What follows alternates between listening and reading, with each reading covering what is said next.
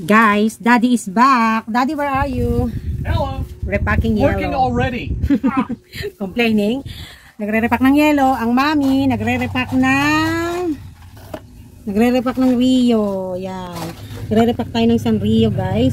Ayan, marami na tayong na-repack. Ayan. So, guys, din sa mga nagtatanong kung saan ko mga nabili, yung mga items, nilagay ko po ang link sa aking latest video na mga, ang title po ay mga ads on sa ating store. Okay? Nandun po yung mga link. At may ilalagay pa po akong ibang mga link. Okay? So, doon nyo na lang po kunin at doon na lang po kayo umorder. Ay, sexy! Sexy! Oh. Charot. Ayan. So, back to work na ang daddy natin pagkadating. Did you arrive 9:30, honey? 9:30. Ayan. Ayan, guys. Another. Nakamagkano kating sa Lazada ko? Lazada. Shopee. Ang dami nito, ah. Oo, sa kay Lason, 1,040. Lason ka naman. Kay Shopee, Lason. Uy, ganda-ganda. Lagyan mo yung lahat yung price ako. Magkano isa-isa, ha? Sabi. Tapos, meron kay Liminho? Meron tayo kay Liminho?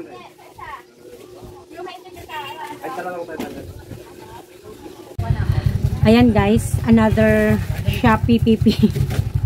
So, ano ba ito? Daddy, this is for the store. I don't shop na anymore, Daddy, for ano. Daddy, can I borrow, scissor?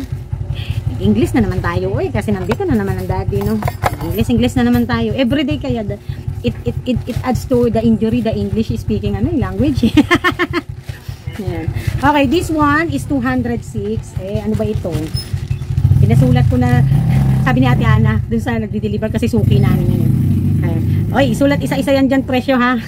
206. Natawa ko.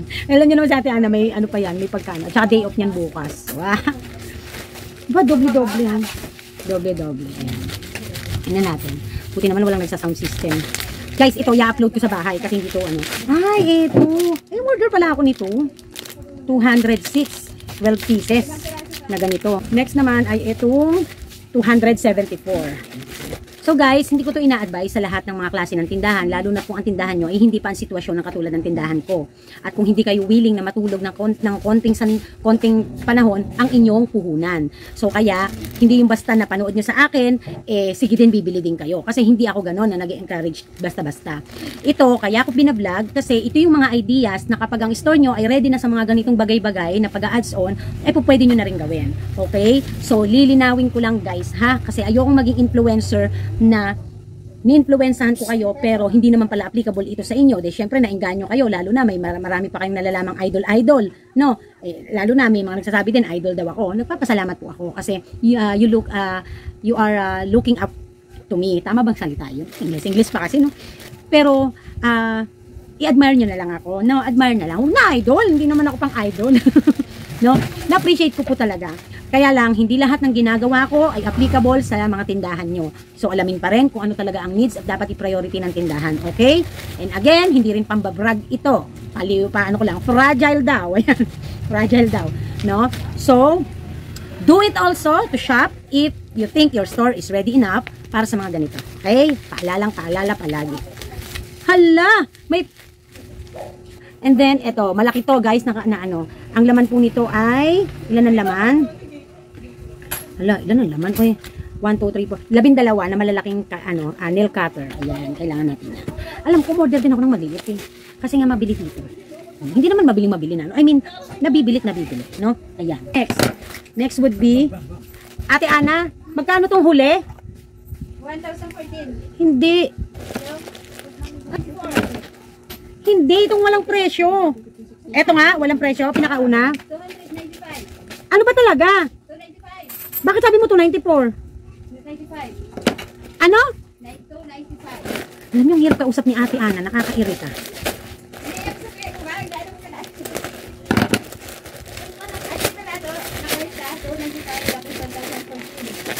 Minsan minsan nakaka-relate ba kayo minsan yung mga angels niyo? Ang sarap Ang sarap. Minsan mahirap kausap. Pinakauna na din Yung walang price. Daddy, quiet naman. Everything na lang isa miss. Why? Ito guys, Ayan, next. Ay, ang ganda oh. May kasama pa siyang pang ano, pang repack. Thank you seller. Lalagay natin dyan yung link. Yung mga matitinong seller na yan, lalagay natin yung link. Ayan, thank you for supporting small business. Charisma Chua. Ayan. O, diba? Ito ay, ano ba tawag dito, Kauris? Ano? Scrunchy ba? Scrunchy. Scrunchy, maliliit lang. Hindi pala, kaya nga, hindi pala malalaki to. Maliliit lang. Pero okay lang naman. Guys. Ayan. Ang dami nito guys eh. Ang daming laman nito. 50 pieces yata to guys. Parang ganun. Yung ilalagay natin. Maganda yung quality. Ayan. Ayan. I-re-repack natin. O, ito naman ang next is 338. Hala ko malaki. Sa picture kasi malaki guys. Ito na pala. Yung ano. Yung... Tapos, ay, ang liit lang pala nung kanyang ano. Ay, dito naman ako na-disappoint. May garter, hindi masyadong malapad. Kailangan pala malapad. Ito yun, oh, mahal-mahal. Ay, naku, hindi tayo marunong. Ang laan, hindi malapad. Naku, dito tayo narong mo ba? Dapat malapad. Ayan, no? Ay, naku, masakit ang ulo ko na mali tayo. Kasora. Talagang ganon, minsan eh, ano. Ito naman ay 196. Ano naman ito? Ha? Another clam. 196 lang to guys. Yung katulad ng nakaraan. Yung kagabi na binuksan ko. Ayan. Ibang color naman to. Ayan. Diba? Ilan na? 12. Okay, mga pandagdag natin. Okay, anyways guys, may paparating pa kaya ako. Parang feeling ko may paparating pa. Nag-repack na po tayo ng ating mga ganito. Yung, ano ba tawag dito? Ito maganda talaga kita. Rio. Nakpatingin nga ako ng Rio dyan na nirepack ko. Pang 5 piso natin guys. Ayan. Dati pa guys, sa dati kong store, nagre-repack na ako ng Rio. Nagtitinda na ako. Kaya lang, compare sa dito sa Louis Luben, mas mabili. Ayan. May cancer eh. Cold, ano to guys? Cold cup compress. Ito, galing to sa daddy. Dala ng daddy to sa...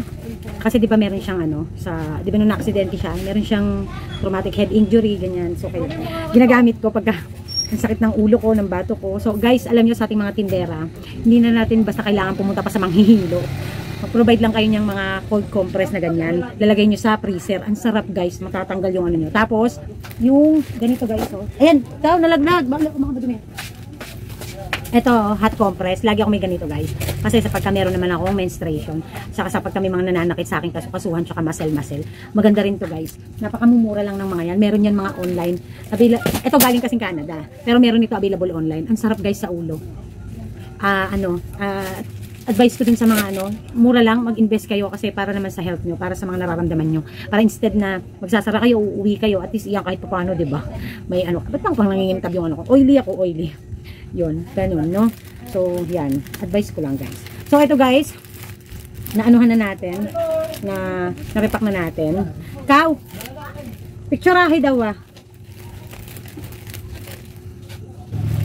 So, ayan, guys. May free po na isa. So, nilagay ko na lang dito. Ang bentahan po natin to ay 2.15 or 2 for 15 pesos. Ayan. So, malaki na rin po yung kikitain natin. 100 tira, 100 pesos. No, ayan. So, pang ano lang naman natin yan, pang akit at tanda. Ano, diba? Kasi may palibre na rin siyang pang repack. O, ang ganda. Kasi ito, tinape ko na lang, guys. Ayan. So, guys, may sobra tayong pambalot na ganito. No, may sobra tayo. Ginamit natin doon sa unang clam na nabili natin. Kasi malaki to, guys. 25 ang benta natin. So, matte ang kanyang texture. Kaya, shala. Shala ang dating. Ayan, nagbakil. Shala. No, ayan. Na-share ko lang naman. So, ang ganda niya.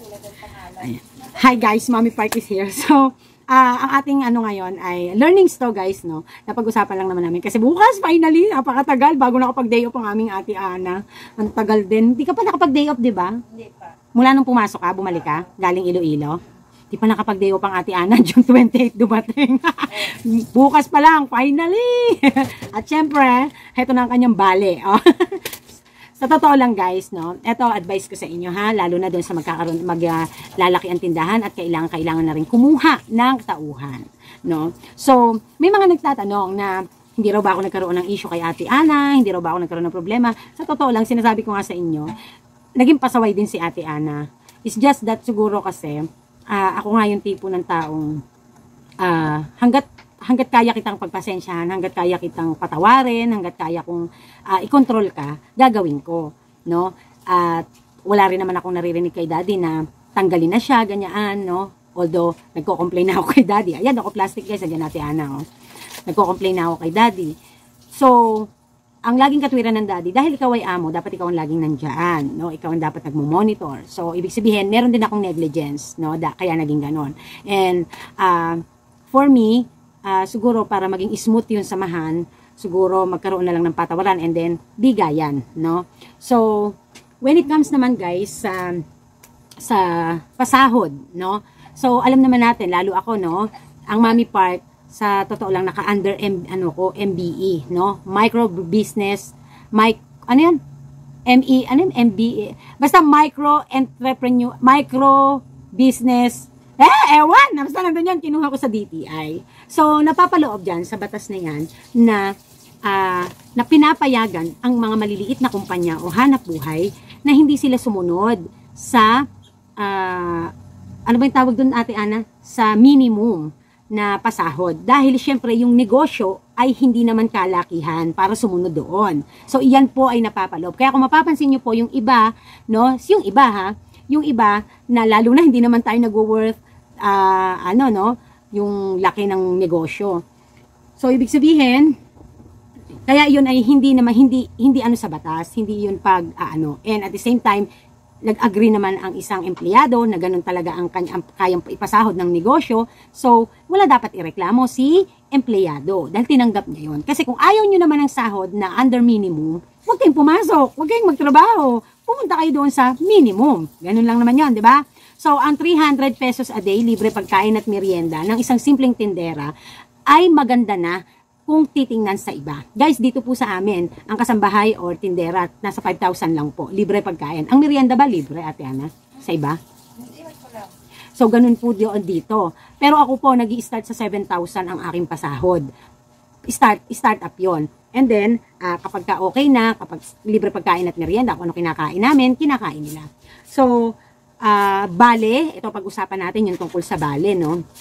Sa bali guys, kapag kumuha kayo talaga ng tindera or tauhan na hindi naman kayo kumpanya, minsan nga kahit kumpanya pa, normal po ang bali. Huwag po kayong magrereklamo, sasamaan loob, maiinis, maiirita. Ginusto nyo pong kumuha Ito pong mga tao na to ay umaasa po sa sahod nila. Syempre, kaya nga sila namasukan kahit mababa na, kahit under or below minimum na So, bilang tayo namang mga amo, magkaroon naman tayo ng konsiderasyon na sila ay pabalihin, pa-advancein. Pero, depende pa rin yan kung kilala na natin at meron tayong habol na kung sakaling gaguhin tayo pagdating sa ganyan. Yung babali ng babali, mag-a-advance, tapos hindi na papasok. No? Nangyari na din yan sa akin before, but I learned my lesson. Sabi ko nga sa inyo, sa lahat ng tumagal lang sa akin, si Angie at si Ate Ana. Si Angie ay Bicolana. Shout out Angie. si Angie na Bicolana na nasa abroad na, no? Nag-abroad. And then, itong si Ate Ana na taga Iloilo. So, kay Ate Ana, pagdating sa bali guys, walang problema sa akin. Isinet ko na yung buhay ko na kapag kumuha ako ng tindera, talagang babali at babali. Pwede silang kumuha ng bali na groceries. Si Ate Ana, pag wala ng bigas, kuha lang ng isang sakong bigas na tigta 25 kilos yan. Wala sa akin yung problema. Kasi alam ko yung pangangailangan niya, no? So tayo naman, hindi naman siguro tayo sobrang maghihirap na ang ating pinagkakatiwalaang empleyado at ang ating kasama sa hanap buhay bumali. Kasi babayaran naman niya ng serbisyo niya, no? So si Ate Ana nga, advance talaga yan always. Wala namang hindi yan advance sa totoo lang. Umuwi ng Iloilo para sa papa niya, sa tatay niya dahil pinauuwi siya. Umuwi. May naiwan pa yung utang sa akin. Kinalimutan ko na. Pinabaunan ko pa.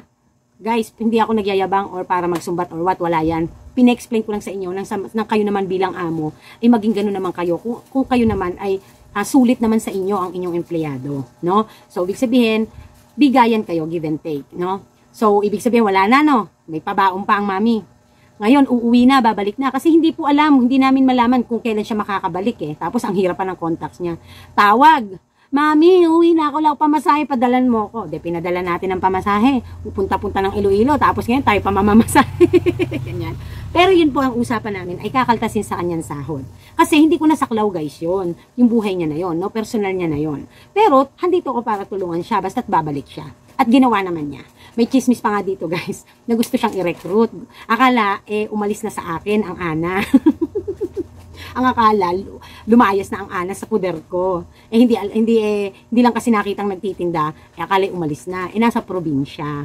Ayan. Actually, dapat guys, nung bumalik si Ate Ana, ang gusto ko talaga, bigyan siya ng washing machine. Ang problema, etong si Ate Ana nga, biglang tumawag, kailangan pamasahe. Yung budget sa washing machine, napunta sa budget niya, sa pamasahe niya. Diba? So, siguro baka by December, sana, hopefully, no, maibigay na natin yung bonus niya. Yun yung kanyang pinaka bonus kay Mami Park this year. Okay, so hopefully guys, no, sana kung hindi ko man makuha sa sarili kong pera, yung little act of kindness natin na 30% pledge sa sinasahod natin sa YouTube, sana makaipon tayo at yun na lang ang maibigay natin, no? So ayan. So yun nga, speaking advance nga yan, tulad niyan, babali ng 5,000 kasi tapos na po yung kanyang for the month of August. Actually dapat August 28 ang tapos. May utang pa siya sa akin ilang araw sa pagseserbisyo pero natapos na ang kanyang sahod, no? Ang dami niya kasing bale, ang dami niyang kuha sa store, tapos yung mga balance pa niya. So, inayos na natin ang hindi magulo. Pagkaayos natin, yung natiran lang siya ng 1,000 mahigit, binigay na natin kagabi, no? Tapos, kailangan niya ng pera dahil nga mamimili ng uniform kasi yung kanyang mga school supplies, dito na niya kinuha yan, nakaltas na ngayong August. So, ang ginawa ko, papa-advance na lang kita for the month of September. So, ganun guys, wala tayong magagawa. Minsan kailangan natin tulungan talaga mga tindera natin, mga tauhan. Kasi guys, it will add to their stress na, ang point ko kasi lagi guys, kaya ako tumutulong ng ganyan. Yung ganyan akong maluwag sa ganyang pagkakataon na tungkol sa sahod at ano. Kasi ayoko nung pag nandito ang tindera, mai-stress, may iniisip, tulala sa isang tabi, di mapakali, ganyan. Kasi may pinagdadaanan pala. So, yun ang mami. Tulad ng ginawa ko kay Angie noon, no? Nahihirapan siya sa paglalaba kasi ang buong araw niya nandun sa amin, sa akin. So, gumagawa tayo ng paraan na makatutulong sa kanila at makagagaang sa kanila kung kailangan bayaran sa atin para mabili nila yung mga bagay na kailangan nila nang mabawasan ang stress nila sa bahay. Kasi they deserve na mag-rest na pagdating ng bahay na wala na silang isipin. No? Alam niyo po ba sa part ni Ate Ana, bigas lang meron sila, maluwag na, magaang na ang pakiramdam. Kasi nga, ulam na lang ang iintindihin. So yun, kapag nagkakasakit, no, may gamot dito, may palibre akong gamot pag nagkakasakit. So, ano pa ba, Teng? Merienda, hindi minsan nakakamerienda sa busy. Minsan naman, may trip kaming nakakaluto kami ng pagmimerienda. So, parang pamilya, kung ano yung anuhan. Pag nagutom, kumain dyan, ilis na lang, no? So, yun. So, ayan, papabalihin na natin si Ate Ana ng advance na 5,000 kasi para makabili naman siya ng uniform ng mga anak niya. O, Ate Ana, may 5,000 ka lang. Sana all. Ba't ang mami wala?